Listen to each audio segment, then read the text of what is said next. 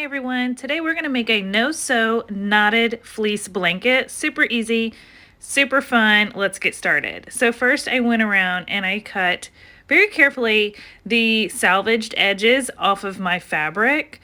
I have two different fabrics we're using. They're both fleece and I use 1.5 yards for both of these, but you can use as much as you want. You just want to make sure that they're the same size. The next step is I laid one of the fabrics face down, so right side down, and then I smoothed it out, and then I took the other fabric and I laid it right side up. Of course, the dog had to come over and get involved and demand pets, which you have to stop and do.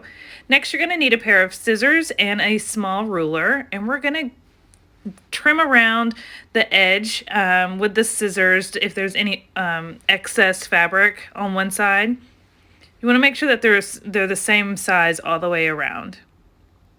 Now that we've got them the same size, you're going to take your ruler and we're going to measure 1 inch by 2 inches. So 1 inch wide cuts that are 2 inches into the fabric. And you're going to do that all the way around. This does take a little bit of time and some patience, but it is a crucial part and you want to make sure that you measure these and get them all perfect.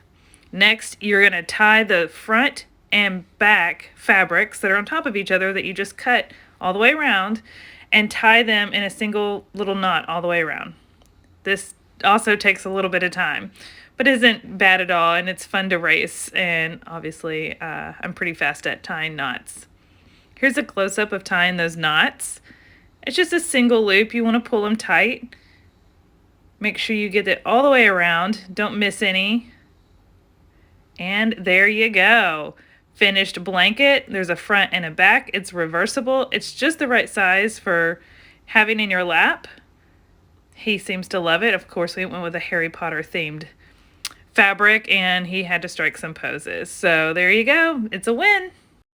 If you enjoyed this tutorial, be sure to like, follow, and subscribe. Thanks, guys.